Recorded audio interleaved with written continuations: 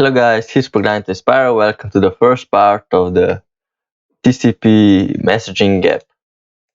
First, create a Java project and call it TCP Messaging.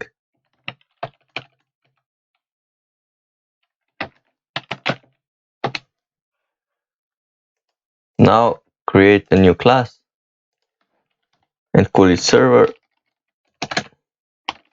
and put it in the package com.programming to inspire.tcp messaging app.server. This class will implement runnable.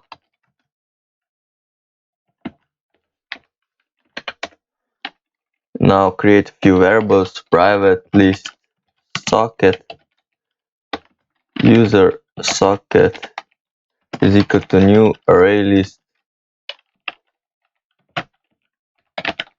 of socket and boolean running is equal to false. It implements runnable. Now we have to create a public void run because we implement runnable. Create a main method and constructor public server, and we need one more variable, private server socket server. In the main method we're gonna initialize create a new server. So new server, that will go into a constructor. Here we are gonna initialize server, so server is equal to new server socket on the port 5678. We have to surround it with try and catch, and after that we are gonna create a new thread, call it this and run as a parameters. This stands because of runnable, because this class implements runnable, so it is going to go into the run method here, and run is just a name, and then call start, so it goes into the run. In the run method we're gonna create running is equal to true and system.out.println server running on port plus server.get local port. That's gonna be 5678 because we said it here.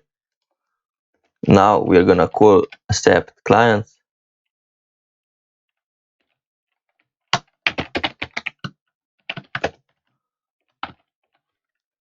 So create this method.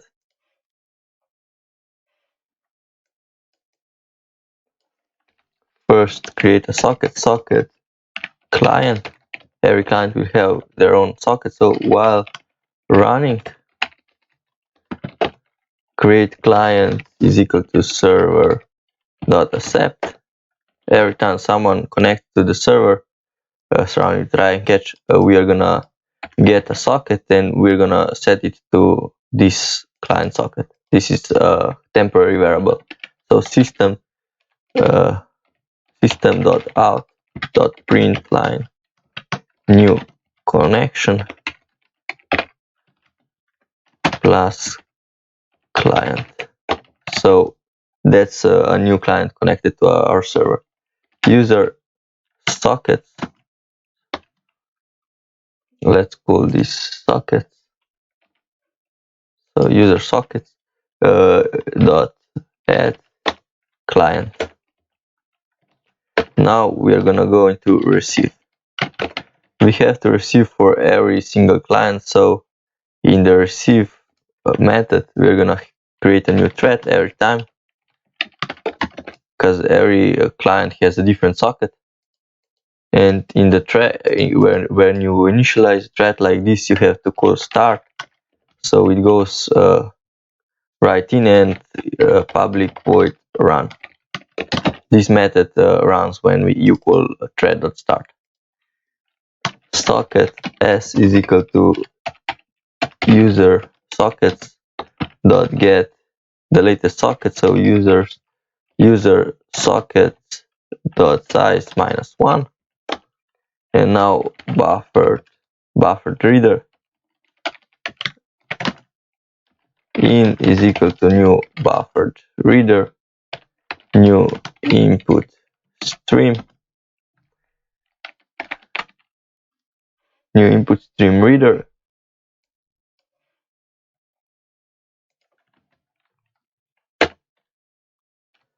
s dot get input stream.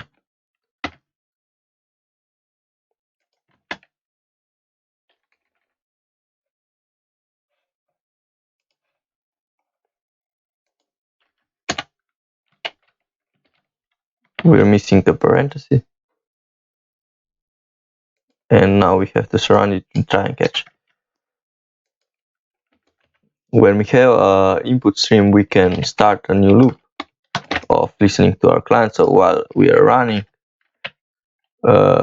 string data is equal to int.read read line, system.out.println receive plus data. That will display what we received. So int I is equal to 0, I is less than user sockets dot size I plus plus, and whatever we are gonna receive, we are gonna send to every other client beside us. So beside the one who sent it. So if s is equal to user sockets dot get I, we're gonna continue. So if the socket is the same that sent this data, we won't send it back to them, but we are gonna send it to everyone else. So we are gonna send it like this: print writer out is equal to new print writer user socket dot get I dot get output stream, and true as a parameter.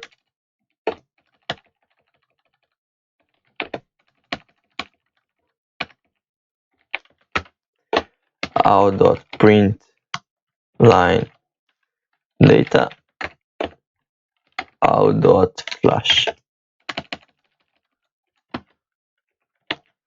That's it for here. Now in the catch statement, we're gonna join. So if anything goes wrong, we are gonna join our thread. This is everything for our receive method, and I believe this is everything we need for a server. So let's run it. Server start running on port. That's everything for now. See you in the next time when we are gonna implement the client side of this app.